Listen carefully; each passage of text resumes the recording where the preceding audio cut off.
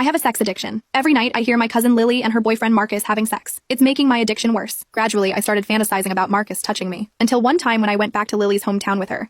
The train was shaking violently. Marcus accidentally ended up on top of me. On New Year's Eve, Lily invited me to go back to her hometown with her. When we got to the station, I found out her boyfriend was coming along too to meet her parents.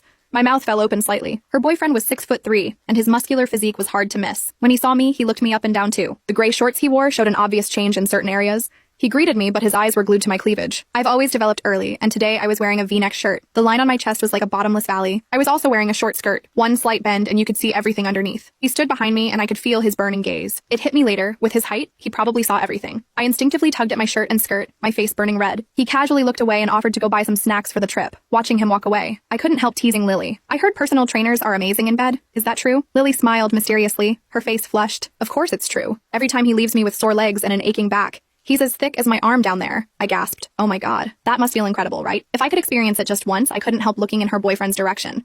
When he walked, you could see it swinging in his pants. They say a guy's thing can expand 3 times its size. I secretly measured it with my hand and instantly felt weak in the knees. That big. What would it feel like if it went inside? Lily had told me before that her boyfriend had a huge appetite. At least 6 or 7 times a day. No wonder Lily always looked so glowing whenever I saw her. She was clearly being well taken care of. While I was lost in thought, Lily leaned over and winked at me. You're still a virgin, right? Want to try it? My breathing quickened. I bit my lip, feeling guilty. Lily, stop teasing me. When I looked up, I caught Marcus's eyes flashing with interest when he heard Lily say I was a virgin. Finally, we got on the train. Lily had bought tickets for a sleeper car.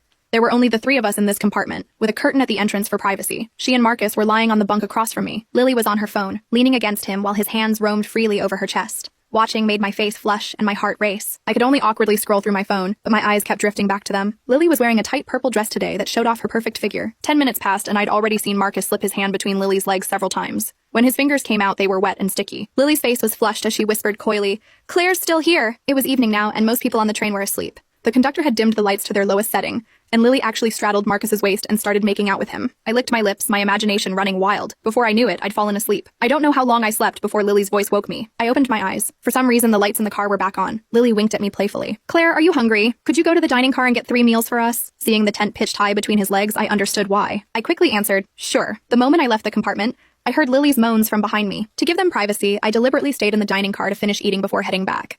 But when I pulled back the curtain, I saw Lily still riding on top of Marcus. They were too absorbed to notice me outside the compartment. I quietly stepped back, but I couldn't help peeking from outside the car. Watching that shameful scene, my mouth fell open. They could even do it in that position. I felt my body go weak as I leaned against the wall, rubbing my thighs together to their rhythm.